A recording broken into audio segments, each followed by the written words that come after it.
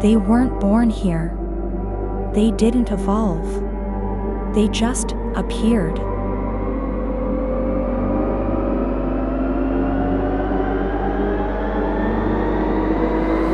Some say there's science gone wrong. Others say they fell from the sky.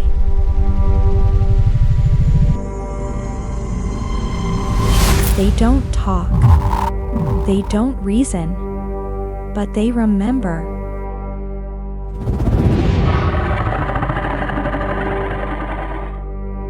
Now they're showing up everywhere. In deserts, on islands, buried under ice, taking cities one by one.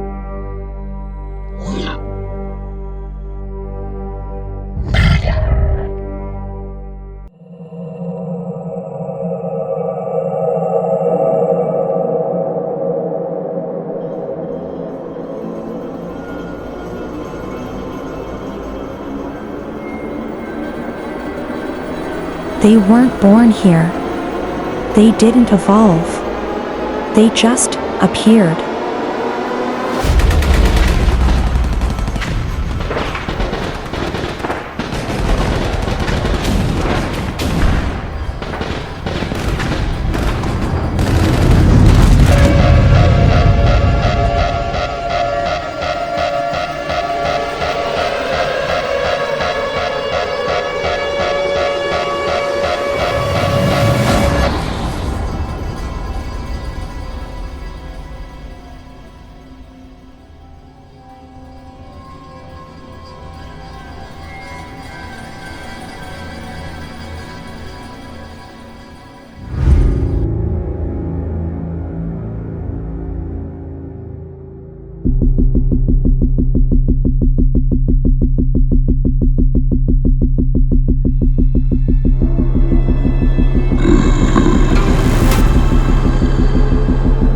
We used to think the world ended with bombs, fire, collapse.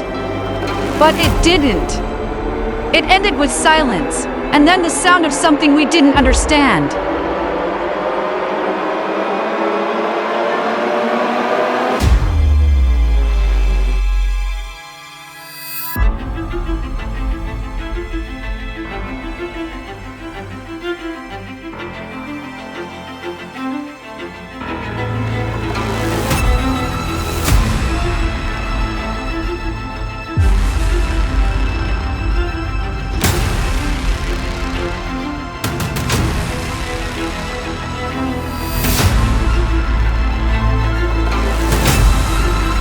The world is introduced through fragmented perspectives, rural survivors, urban remnants, and an underground tech group called Echo Black.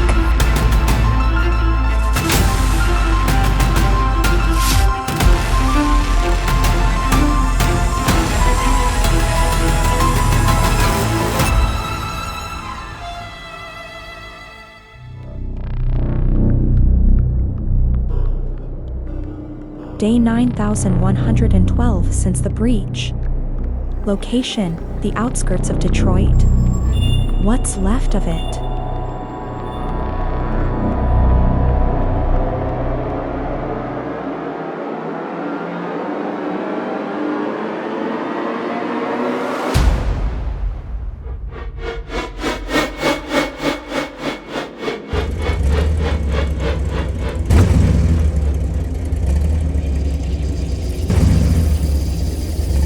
A tired caravan moves through the broken highway. No tech signals. Ren is among them, quiet, eyes always scanning.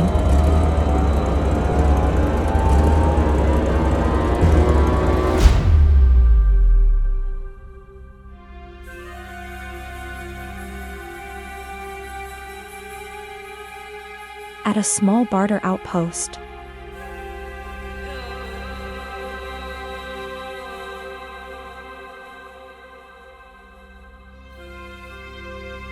Ren trades a melted circuit board and a page from an old field manual for food. The merchant tells her something that catches her attention. Last week, a beast crossed the Rouge River. Broad daylight. Just walked through the water. Didn't touch anyone. Ren doesn't react, but she leaves the outpost early.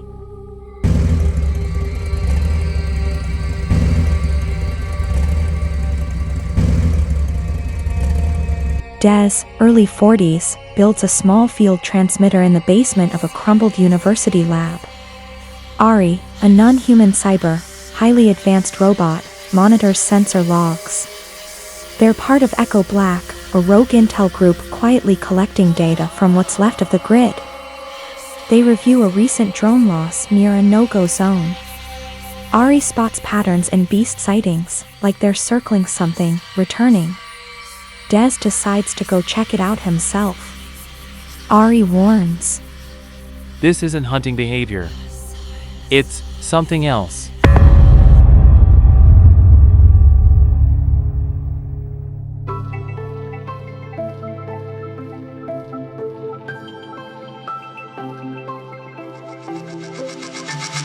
Des stood in what was once a university observatory, now a skeleton of concrete and ivy.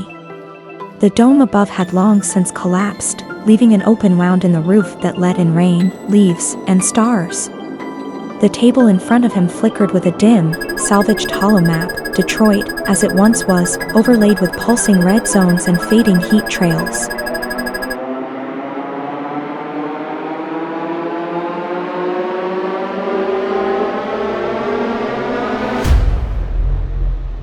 Ari said over the radio drone AX-9 went dark here, said Ari, leaning over the map. His voice was low, almost careful, like sound itself might draw attention. He pointed to a patch of no man's land just west of the old city center. 27 seconds after breaching the outer ring. Last transmission was corrupted, but he paused. Ari tapped a sequence. The screen jumped, then stabilized, showing one still frame from the drone's last footage.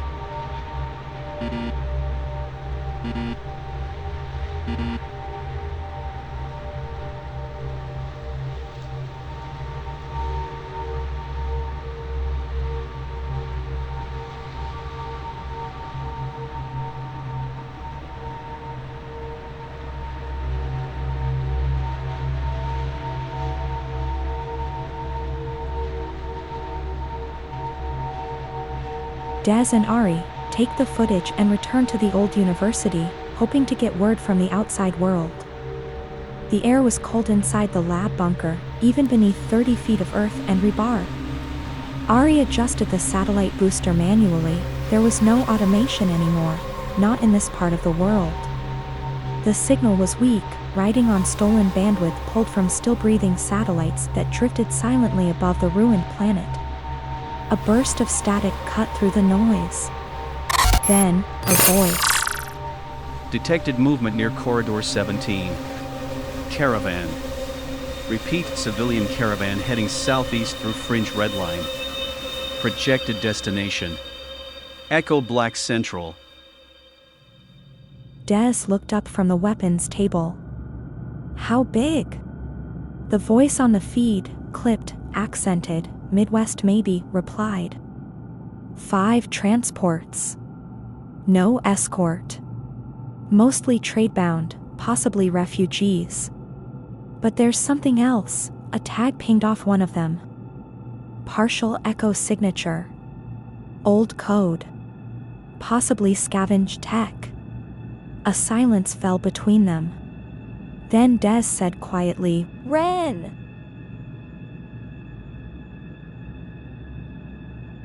Ren sat on the back of a rust-scorched flatbed, eyes half-closed beneath her hood.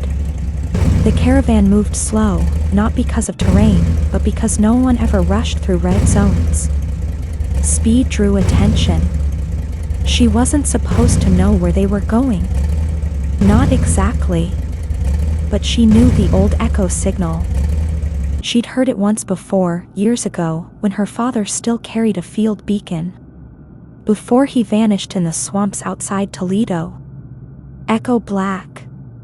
Beast behavior specialists. Watchers. Listeners. Survivors. And she knew Des, not by name, but by rumor, a former soldier who'd seen a beast up close and lived. He was quiet, scarred, not the kind of man you talked to unless you had to. And Ari, the tech one. There were stories that he once cracked a pattern in beast movement, tracked them across continents. That they weren't random. That they were going somewhere. Ren didn't believe in heroes. Not anymore. But she believed in information. She believed in patterns. And if they were tracking beasts, she needed to be near them. Back at the lab, Ari stared at the transmission logs. She's not just passing through. She's watching us. Des checked his rifle, then his boots. Then let her. If she's smart, she'll keep her head down. Ari wasn't so sure. You don't spend years alone in red zones and come out without a reason. Des said nothing. Just pulled on his coat. A low tone chimed across the console, a proximity alert. The caravan was less than 12 hours out.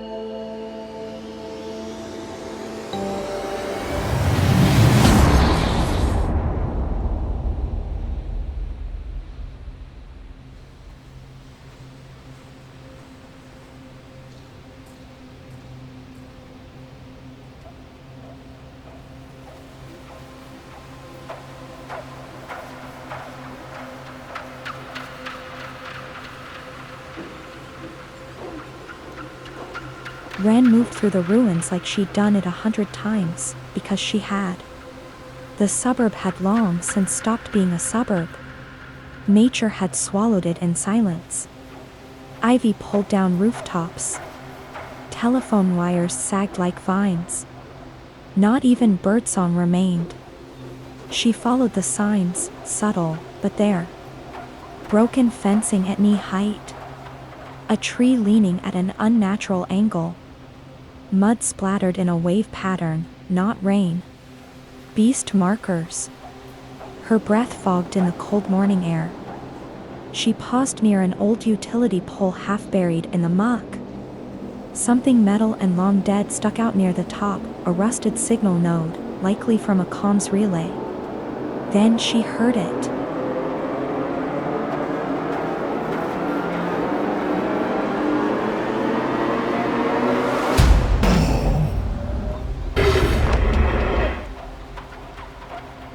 A shatter beast. Not moving. Not growling. Just watching. It stood still, its frame scarred and heavy with calcified bone plating. Almost statuesque. Its head turned slightly, as if recognizing her.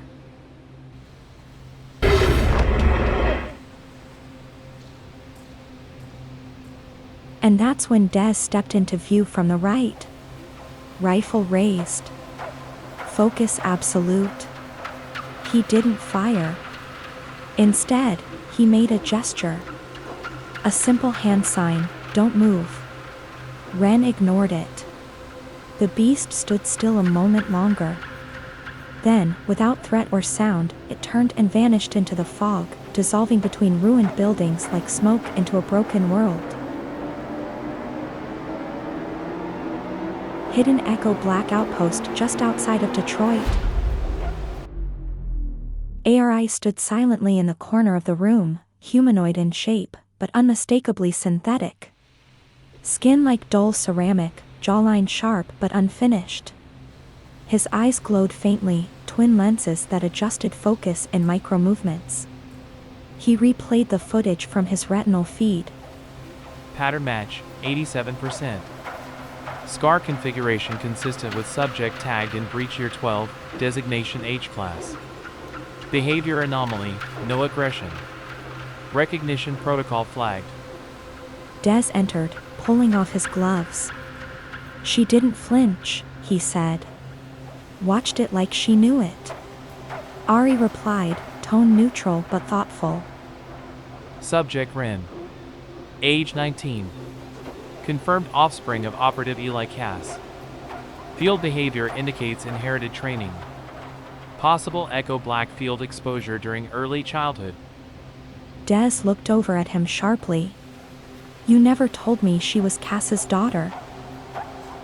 I was waiting for confirmation, Ari replied, blinking slowly. Now we have it.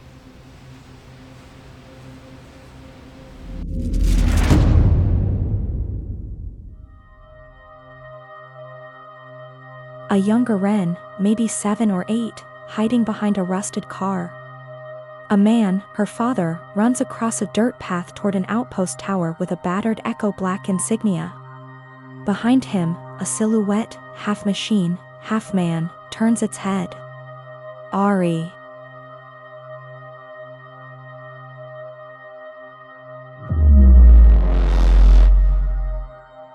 Des leaned against the wall, rubbing his face.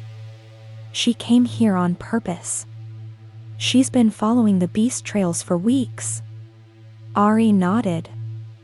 She may not know exactly why yet, but her instincts are aligned with ours. That's not random. Des frowned. She's just a kid.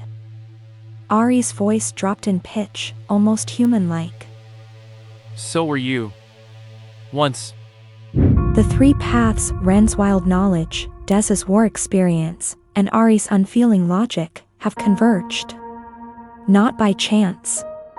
They know each other, even if they don't yet trust each other. But the Shatter Beasts seem to recognize them too. The caravan, including Ren, is heading south, leaving the ruins of Detroit.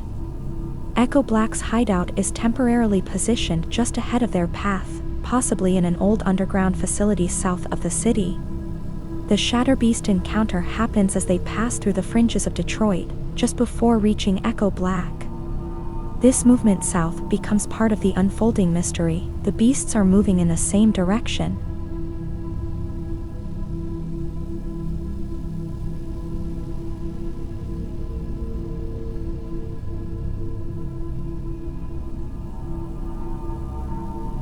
A converted underground rail station, barely holding together under rusted beams and moss. The ventilation hums low. Outside, the caravan has stopped for the night, tents pitched in silence, fireless.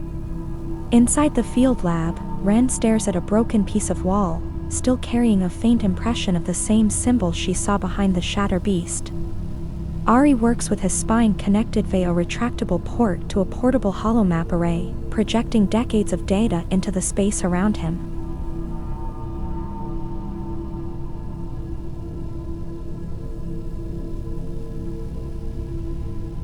Ren. Why didn't it kill us? Ari, without looking up. They don't just kill. They choose. Or remember. Ren. That one looked at me like it had seen me before. Ari's voice lowers slightly, not synthetic, but intentional. Ari. Recognition patterns are rare. But not impossible.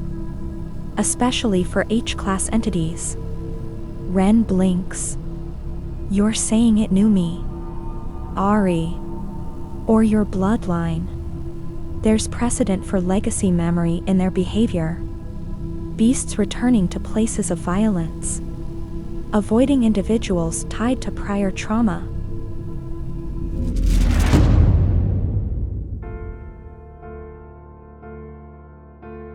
Ari overlays satellite pings, electromagnetic bursts, and thermal trails going back to the early breach years. He matches it against known caravan routes moving south. Pattern, alignment. The beasts are not just migrating. They're moving along the same corridors as the human survivors. Toward the south. And Detroit isn't the only place it's happening. Across South America, Central Asia, and Eastern Europe, Echo Black outposts have reported the same strange trend, movement south, following old human pathways, old memories. On Ari's map, glowing red pulses begin to align, forming patterns, symbols, not random, but deliberate. Ari, to himself. They're not chasing. They're following.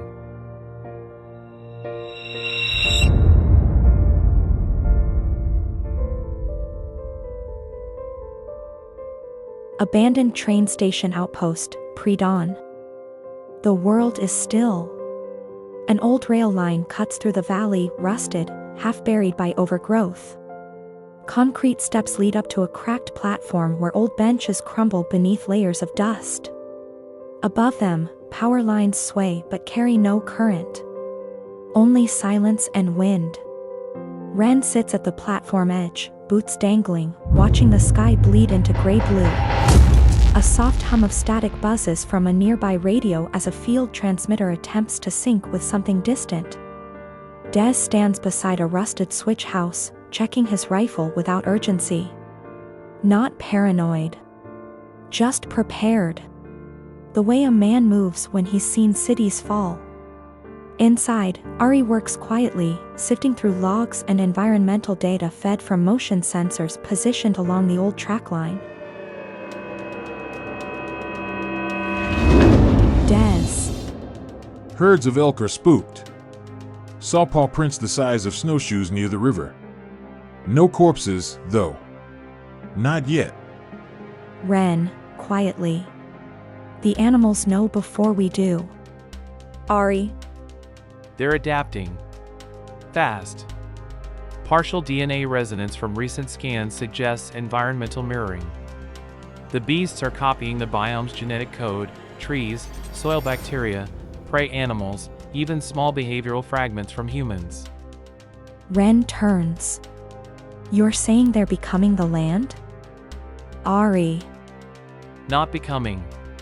Learning. Becoming ready.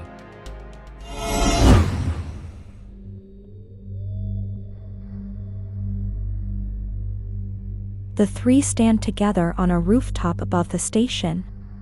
They watch as faint movements ripple through the far fields. A single shatterbeast stalks a distant ridge, slow, massive, curved plates shifting like tree bark. It doesn't charge. Doesn't roar. It simply watches. Then, it walks on, heading south. Des. Not all of them are migrating. But the ones that are, they're moving with intention. Ari's radio crackles softly. Incoming transmission, encrypted. A few tense beats. Then.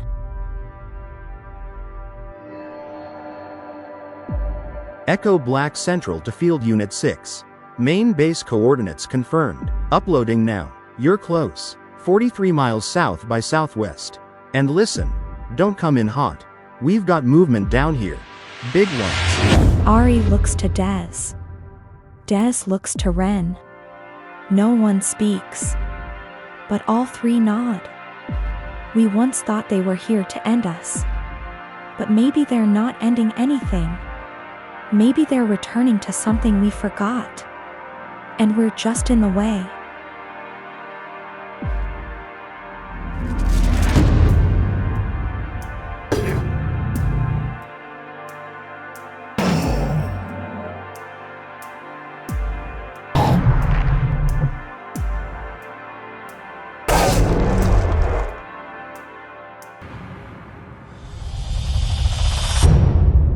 Rhythmic radio pulses begin echoing across the fractured remains of post-collapse America, steady, coded, too precise to be random. What starts as faint static soon forms repeating sequences, spreading from ruined coasts to the surviving Midwestern regions like a creeping heartbeat. As the signal intensifies on its path towards St. Louis, fear rises with it. Ari, Des, and Ren, three survivors bound by loss, grit, and a fragile alliance, set out to trace the origin of the broadcasts.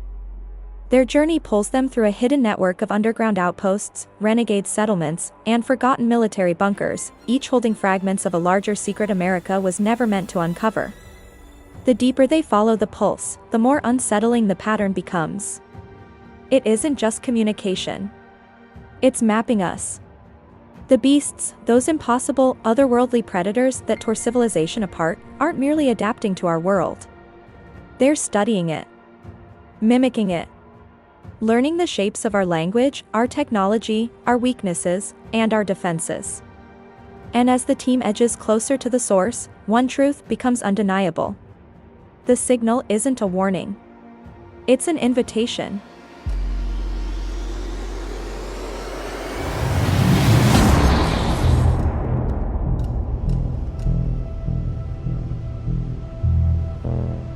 Ari records the pulse, overlays it with previous electromagnetic anomalies.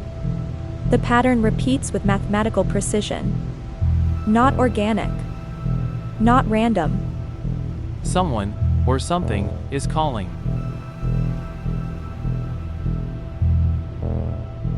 Toward St. Louis.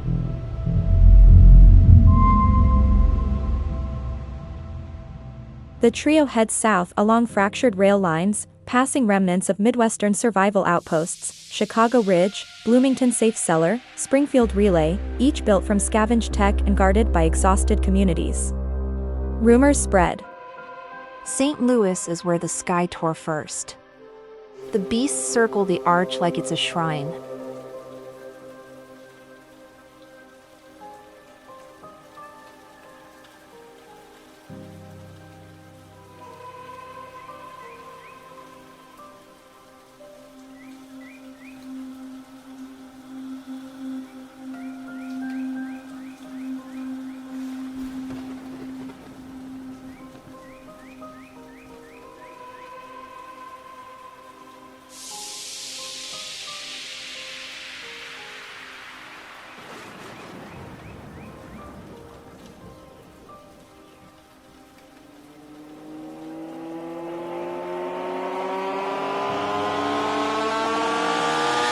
At each stop, the signal grows stronger. A synthetic linguist named Dr. Mara Iskender, formerly Echo Black's code speech analyst, intercepts Ari's data. She joins them. She's shaken. This isn't beast language, it's a response. Something is answering us, from the other side. The Breach City. The coastal ruins were half swallowed by the sea, broken piers jutting from black water like ribs, gulls long gone, only wind whistling through rusted ship hulls beached on rooftops. The shattered observatory clung to a cliffside, its collapsed dome split open to the gray sky like a cracked skull. Inside, as the team sweeps old star maps and sea-salted consoles with their flashlights, the signal detonates into a spike, monitors glitching, air pressure tightening until everyone's ears pop. Then the second fracture rips open, vertical and jagged, hovering above the floor, a tear in space resembling glass fractured by a bullet, each shard edge glowing with cold light. Dust lifts and dances toward it, pulled like gravity has changed its mind. Through the tear, for 6 impossible seconds, they see another coastline, the same shape as this one, but wrong, waters too clear, cliff lines too symmetrical, colors too saturated like nature edited to perfection. Structures along the shore weren't built, they grew, smooth, ivory-like towers spiraling upward, branching with organic geometry, as if coral became skyscrapers. And on that mirror shoreline stood beasts, but not the feral, bone-plated horrors known on Earth. These were taller, poised, almost regal. Bodies lean like predatory cats, but with elongated forelimbs and bioluminescent veining pulsing beneath skin like constellations. Their eyes, if they were eyes, were clusters of reflective facets, turning in unison. They didn't pace or sniff or screech. They stood perfectly still, arranged in a loose formation, all facing the breach, as if waiting for a curtain to rise. Ren steps closer, breath fogging, and one of the creatures on the other side tilts its head, the exact same angle, synchronized. A mirror, or a response. The tear shivers. Hair lifts on everyone's arms. A whisper slips through, stretched, warped, threaded with the same rhythmic pulse they've been tracking. The words twist like they're learning how human speech fits into a mouth that never evolved for it. We hear, you hear us. The cleansers. The deeper they pushed from the riverbank into the old city, the more the silence felt deliberate, as if St. Louis itself had been hushed. The river, once a living artery, lay sluggish and glassy against collapsed levees, slick with oil sheen and streaks of something iridescent that caught the weak sun like spilled oil. Piers and barges had become mere skeletons against the waterline. A once busy riverwalk lay folded and overgrown, its cafes and riverboats half buried in silt. The gateway arch, a distant arc on the horizon, was a fractured ghost, one side crumpled inward like a tooth broken in a bite. They found the symbols at the old steamboat landing, white paint scrawls on the rusting hulls, charcoal phrases smeared across the concrete floodwall. The jagged circle split by 3 lines repeated, stamped into boarded storefronts and carved into the underside of a toppled billboard. Under it, phrasing in a dozen hands. We welcome the splitting. To tear is to cleanse. The river forgets our sins. Ren's flashlight skimmed across the suddenly ritualized cityscape, flood-slick cobblestones, telephone poles leaning like weathered sentinels, a carousel horse half-submerged in a backlit pond. The deeper they went toward the downtown river bend, toward a sunken plaza that had once been a transit hub, the more intentional the signs became. Someone had made altars of driftwood and broken traffic signs. Someone had placed offerings, river pebbles, a child's rusted toy boat, beaded necklaces threaded with what looked like polished bone. They weren't alone. Figures slid out from the shadow of the old transit terminal and the half-collapsed trading towers, thin silhouettes at first, then faces turned to the torchlight. They wore patched waders and raincoats, mantles woven from torn banners that once advertised river cruises. Fishhooks dangled from belts like totems. Some had fastened the pale, curved plates of beast carapace to their shoulders, black and glossy as river-polished stones. A woman stepped forward from the center of the group. Barefoot on grit-strewn pavement, kelp braided through her hair as if she had braided the river into herself, she moved with a quiet authority. Her name was Soul. I am Soul, she said. Voice steady and oddly warm, guide of the cleansed path. Her smile wasn't friendly, but it wasn't hostile either, more a teacher's patience. Behind her, 12 followers watched without blinking, their stillness mirroring the statues of the beasts the team had seen through the fracture. Ari kept her weapon at hip level, but when she spoke she aimed for steadiness. We're not here to fight. We're tracking a signal. Something opened on the riverbank, then the city changed. Soul's eyes flashed like stone in the torchlight. Yes. The shatter opened along the bend. A glimpse of Else, Mississippi. A reminder. Else, Mississippi? Ren repeated. The term tasted foreign but not entirely new, it echoed the mirror world phrasing they'd glimpsed through the tear. Soul laughed softly. Mirror implies mimicry. Else, Mississippi is not a mirror. It is the unbroken course. Where the river kept its design. Where the stones remembered how to be smooth and the architecture grew like living trees. She led them toward what had once been the transit concourse, now a cavern of rain-dark concrete and muraled pillars. Large paintings crawled across the walls, beasts rising from luminous fractures in the water and walking the riverwalk in procession. One mural depicted humans stepping willingly into an arch of light and coming out with plates of sleek, iridescent shell along their spines. The paint glinted in the torch glow like a promise. We call them correctives, Soul said, pressing a hand to one mural as if it were scripture. They do not consume. They realign. Des snorted low enough to be a breath. Realign to what? Wipe out anyone who gets in the way. Soul stepped nearer to Ari, closer than protocol allowed. Beneath the threshold of her collarbone, under the wordless skin, something ridged pushed outward, subdermal plates like the beginnings of a carapace, faintly iridescent where torchlight caught them. Not ink. Not graft. Growing. You were touched. Ren breathed. Soul's expression folded into a sort of pride. Touched, chosen, initiated, names are trivial. The beasts show us the scaffolding. We finish it.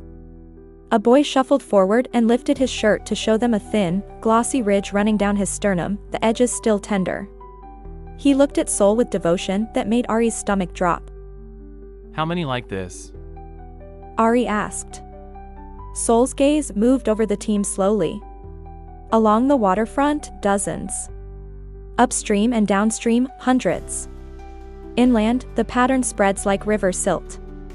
Those who welcome the remaking are saved from the rupture.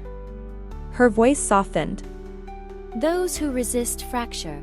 Ari tried to steady herself against the logic of it. So you're telling me you help the beasts? You put this on yourselves, and think you'll be spared when they go through the rest of the city? Soul's smile was simple. We don't bargain for exemption. We accept transformation. The Shatterbeasts restore the template. They sweep away human distortions. We prepare rather than resist. A low, resonant pulse thrummed through the concrete, felt more than heard, a distant pattern, the same rhythm that had snuck through the rupture. The torches guttered as if the air itself had been tuned. Soul inclined her head, reverent. Behind her the group bowed, faces upturned as if hearing a hymn. You saw Else, Mississippi, didn't you? She asked Ari. For a breath. You know the straight banks, the living piers, the beasts standing like custodians. Did you feel envy or fear even if you were cyborg? Ari's voice tightened. Both. That is honest. Soul's gaze slid to Ren. You asked whether they are alien, from another world. No. They are from an unbroken line of what this river could have been. They are corrective because our design went off course. The shatter is a reset. Des tightened his jaw. So you're collaborators with an overriding force. You think painting your faces and wearing a few shell plates will keep you when they decide we're the corrupt part? Soul's reply was patient as tidewater. It is not negotiation. It is joining a larger pattern. We accept the loss of the old self. To survive is to become more in harmony with the river's blueprint.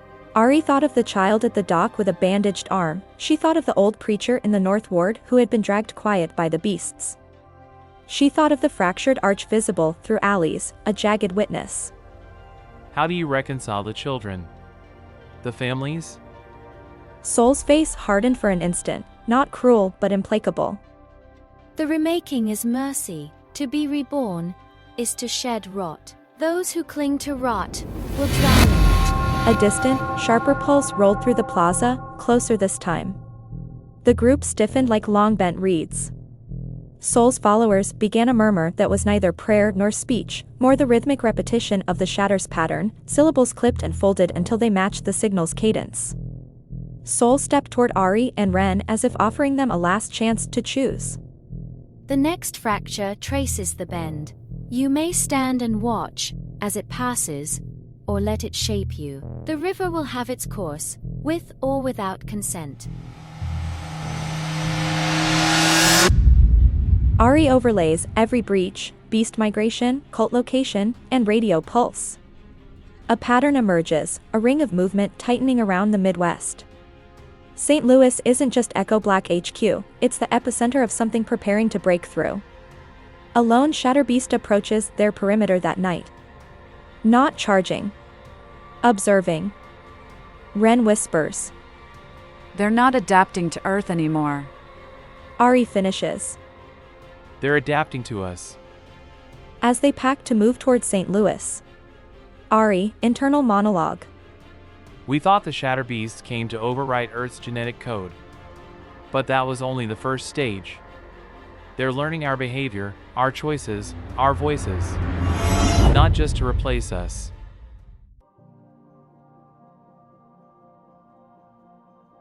The breach along the Mississippi didn't stay small. It grew. Not outward, inward, like a wound pulling itself deeper into the fabric of time. Buildings near beast hotspots began lagging, appearing a half-second behind their own sound. Leaves fluttered on trees while the branches they grew from remained perfectly still. Pigeons spiraled overhead in slow-motion arcs before snapping back into the moment like film spliced wrong. The team named the effect time shear, and it was spreading. Ari, Des, Ren, and Echo Black stood on an abandoned overpass above the river as the newest hotspot flared. The air rippled like heat, but cold. A beast prowler stepped across the distortion field and its entire upper body aged 10 years in a blink, plates cracking, edges yellowing like old bone. Then it stepped out again and the decay reversed, flowing back into the creature's frame like water returning to a mold. Ren whispered. They're learning to use it. Echo Black didn't answer at first. Their helmet display whirred softly, recalibrating to keep up. Des tightened his grip on his rifle. Tell me that was an accident. It wasn't. Echo's voice was almost monotone. They're adapting faster than we model. A second prowler stepped into the distortion, then 3 more. They circled the shearing zone like animals testing the perimeter of a new organ in their body. And then something else happened. Something stepped out that hadn't stepped in. A humanoid shape, tall as a lamppost, skeletal, elongated limbs fused with plates that shimmered like shale. It wore the proportions of a human but the silhouette of a beast. It looked wrong, like a creature drawn from a memory of mankind rather than the real thing. Ren's eyes widened. That was grown here. Echo checked the data. Spore signatures. It wasn't from the fracture. It was seeded. Ari felt her heartbeat drop. So the first wave wasn't all of them. No. Echo's voice sharpened. It was just enough to plant the ones they needed. The first mutation.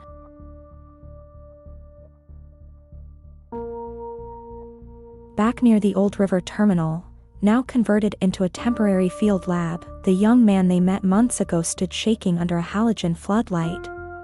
Time hadn't sped, he had. The dome shelter flickered around him, the edges of its energy field bending like light through glass. The researchers in hazard suits hovered at a distance, watching readings spike. His spine had changed shape, stretching upward, vertebrae forming a subtle ridge, but not the glossy shell-like plate Sol's hybrids developed. His eyes were brighter, irises narrowed to vertical slits, but the expression behind them was still undeniably human. Does it hurt? Ren asked gently. No. He said. His voice was deeper than yesterday. It feels like air stretching. He paused, breath trembling. They're pulling on me. Echo Black stepped forward. You're not turning into one of them. Your genome is diverging differently. They seeded hybrids. You're something else. Something meant to be? He asked. Echo didn't answer. A ripple passed through the dome, a distortion, followed by a deep resonant pulse like the rumble of a leviathan beneath the ground. And then the teenager doubled over, screaming. Time around him bent, the dome flickering into static as the readings spiked into the red. What's happening? Des barked. Echo steadied their scanner. He's sinking, the same way the beasts do, but not with them. The teen gasped, staring at something only he could see. There are more. Above us. Above? Ari grabbed him. What do you mean above? He looked up. The sky remembers them.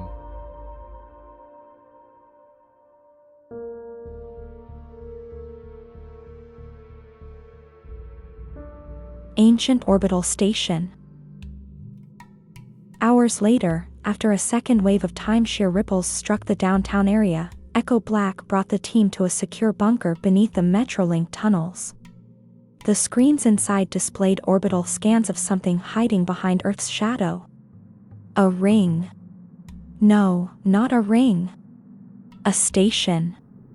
Metallic debris anchored around a central hub with rotating architecture that looked grown, not manufactured. Organic geometry. Honeycomb patterns. Vines of alloy. Ari froze. That's not ours. No. Echo said quietly.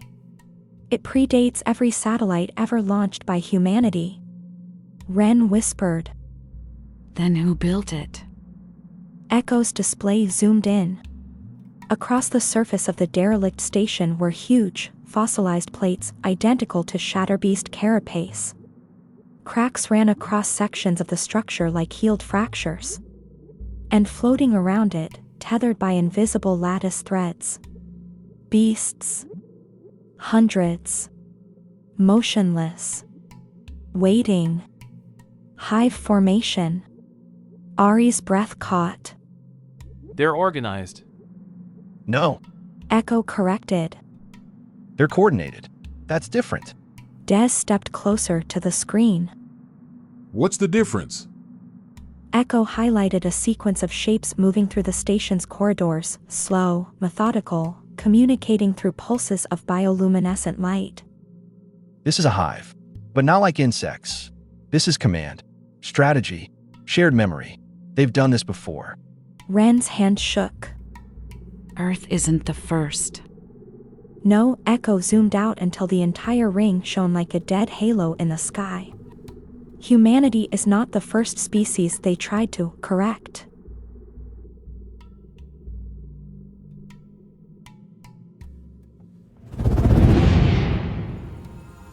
Primarch's rise.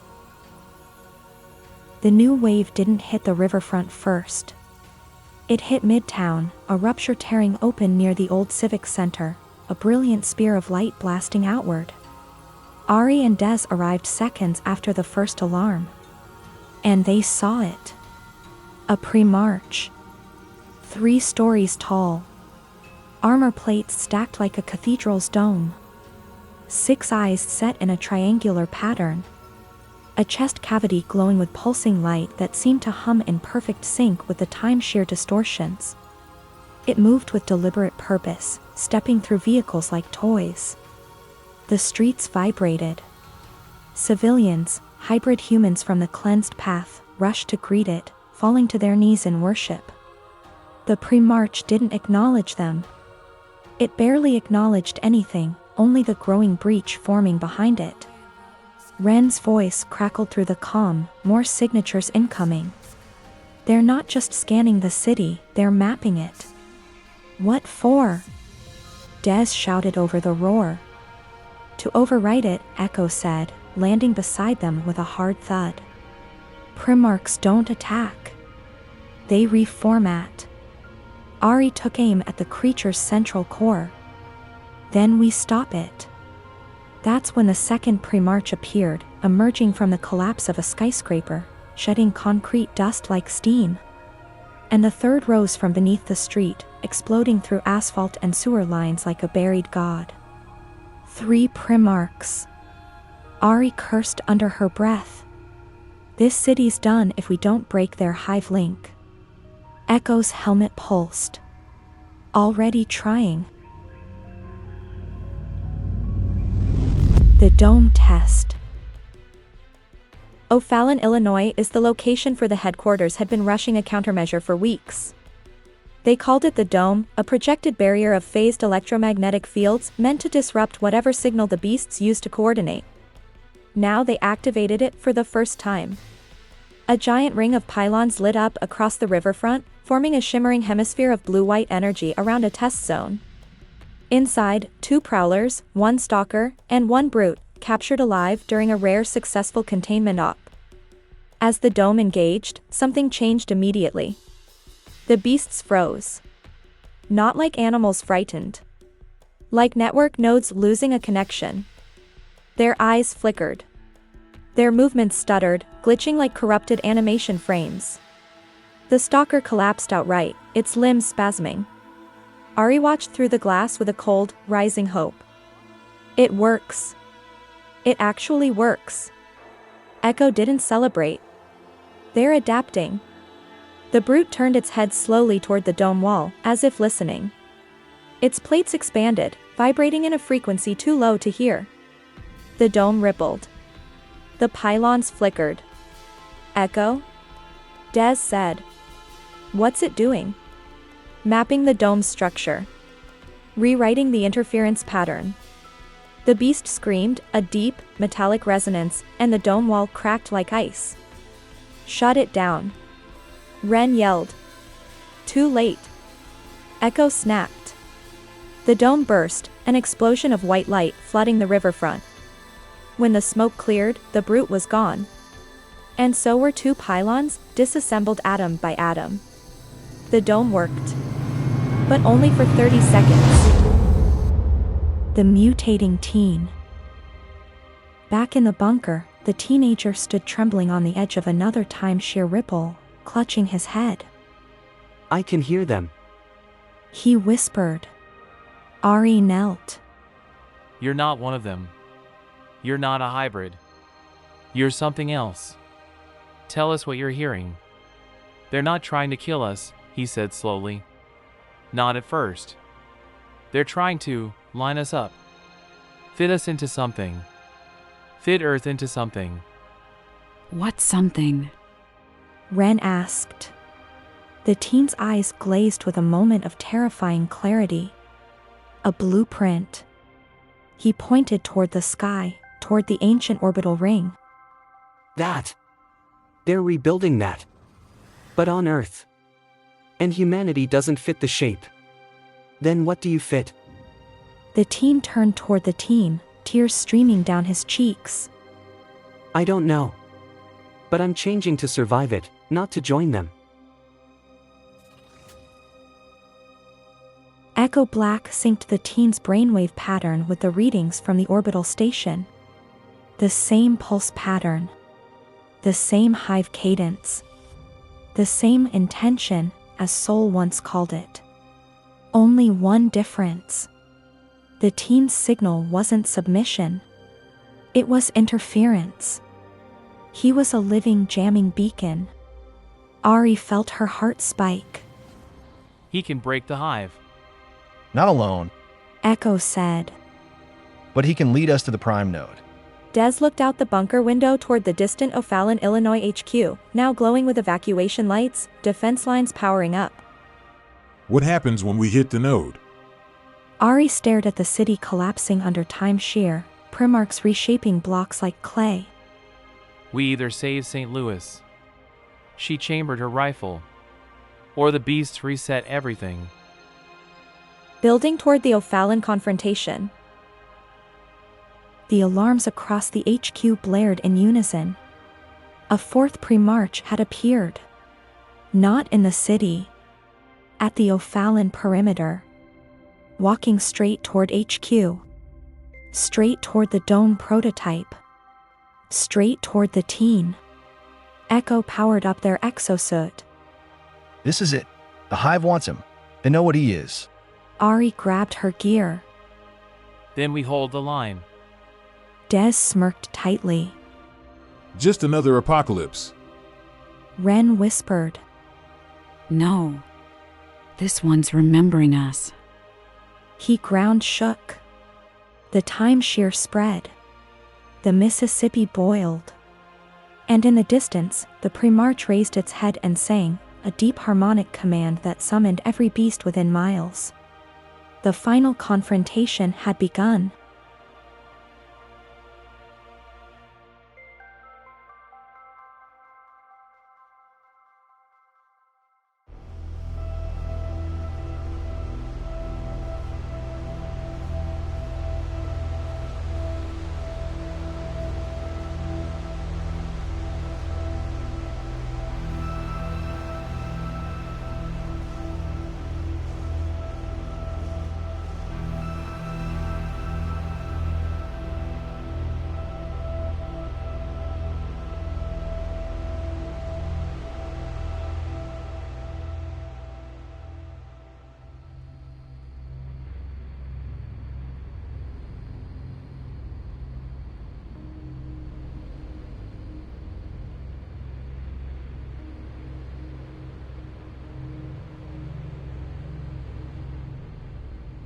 Ari, Des, Ren, and the older teen Ellis stand on a rooftop, watching the sky peel open.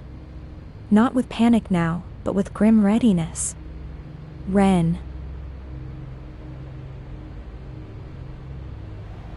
It's not breaking apart. It's breaking open. Then we go in before the whole damn planet follows.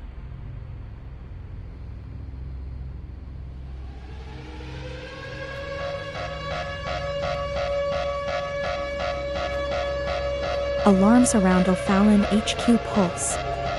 The breach is no longer one place, it's everywhere at once, rippling like a heartbeat visible across the horizon.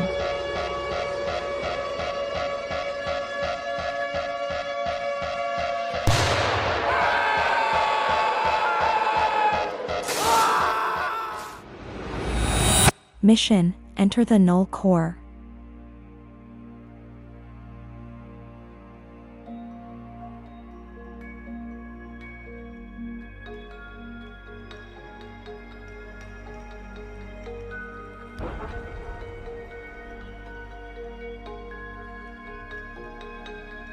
The largest singular tear forms in a valley outside O'Fallon. The dome tech flickers around it, bending, fracturing, trying to hold back a storm. Engineers shout. Towers fold.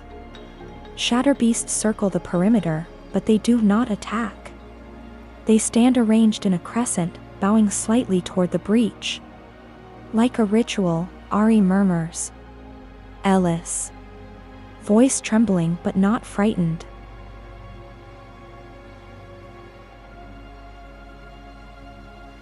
They're waiting for us.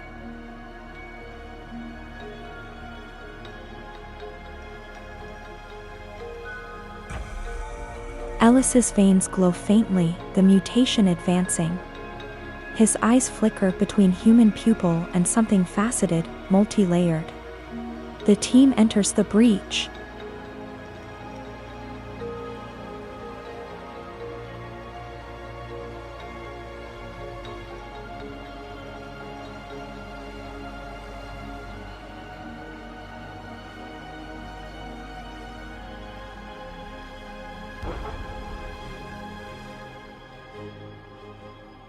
The world flips.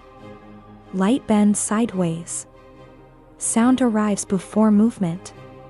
Gravity behaves like a shifting opinion.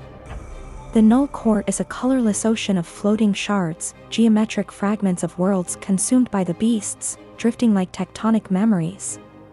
Some resemble Earth. Others do not. One shard shows a ruined planet with 2 moons, another shows a world made of living bone towers. The air tastes metallic, like static before lightning. And everywhere, the blueprint. Translucent tendrils thread through space like schematics, connecting floating structures that pulse like organs. Data veins run along the air, illustrating creature evolution, hive communications, planetary terraforming patterns. Living code. The Shatterbeasts appear not as monsters here, but as expressions of something deeper.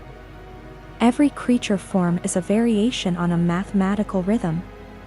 Ari realizes.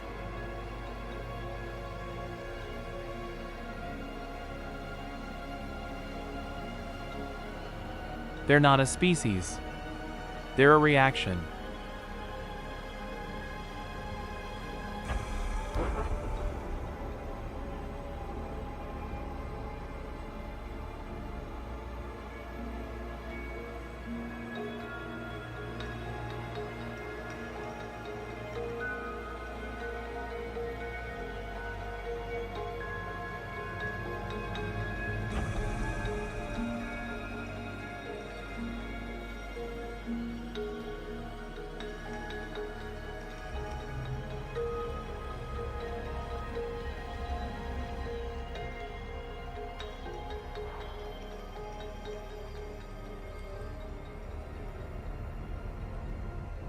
The Hive Truth, the Shatter Architect.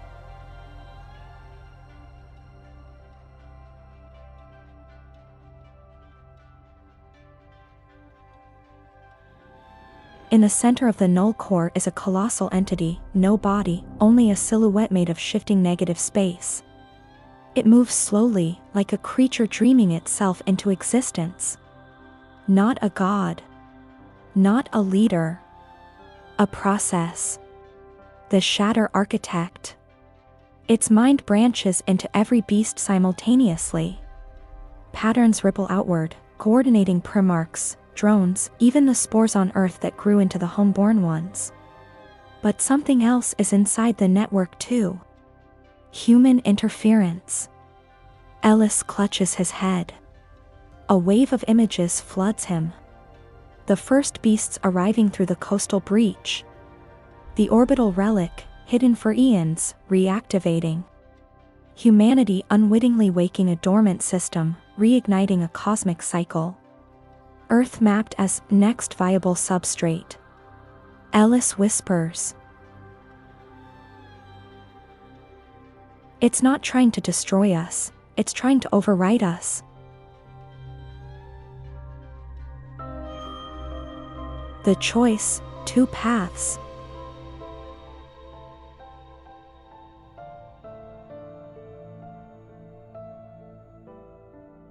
The team discovers the final chamber, a massive crystalline sphere suspended over an infinite void.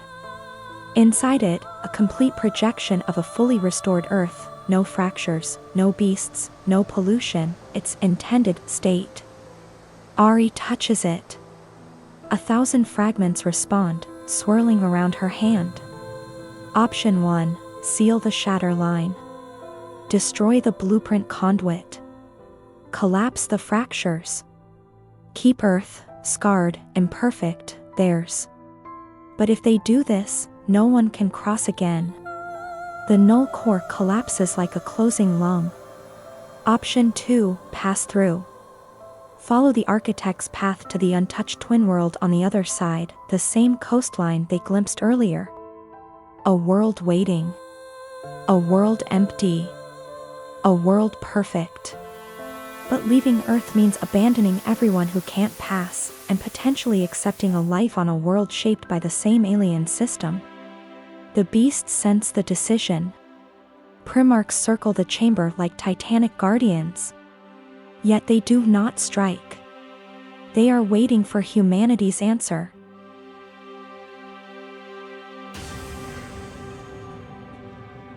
Fight to keep the choice. Before the team can choose, the hive tries to force the outcome. The Shatter Architect generates a gravitational pulse. The chamber collapses inward, shards turning into blades of either creation or destruction.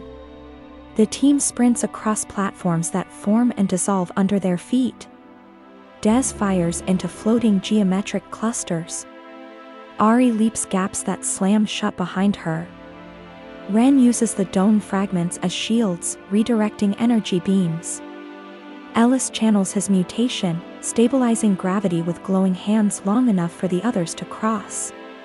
Primarchs descend from above, towering silhouettes, all plated limbs and spiraling jaws, but not attacking, only herding them toward the conduit.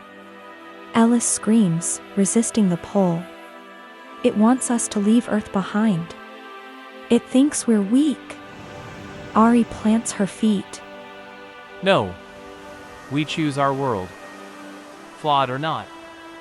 They fight their way to the core. A split future. The team reaches the crystalline sphere. The architect looms overhead. Shatterbeasts vibrate like an army caught between breaths. The choice is made in a single motion. Ellis draws in the architect's pull, his mutation stabilizing the sphere's core for one final second. Ari raises the pulse detonator that can either sever the link to Earth or open it forever. Ren locks eyes with Des, nods once, ready for either fate. Des primes the charge. A blinding burst.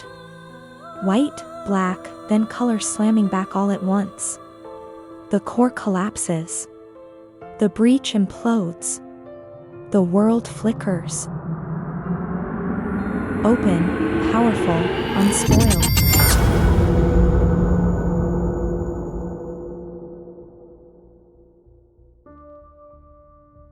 The team awakens on a shoreline at dawn. But not the same shoreline. The sand is pale silver. The sky has two faint shadows of moons. But the breeze smells like earth. Birds cry overhead, familiar shapes, yet subtly wrong. And rising in the distance. O'Fallon HQ. Intact. Perfect. Untouched. Ari stands, staring between the horizon and the others. Ren. Quietly. Did we save Earth or step into another version of it?